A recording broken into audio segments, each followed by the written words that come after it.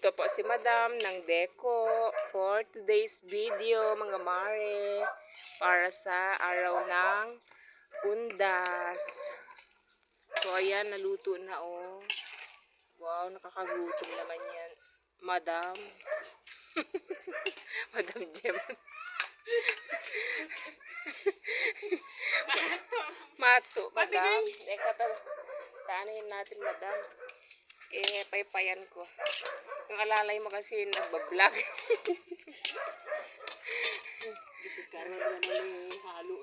Ayan po, ito po yung biko for today's video. Kung hindi nyo po alam ang pinalag, biko po yan.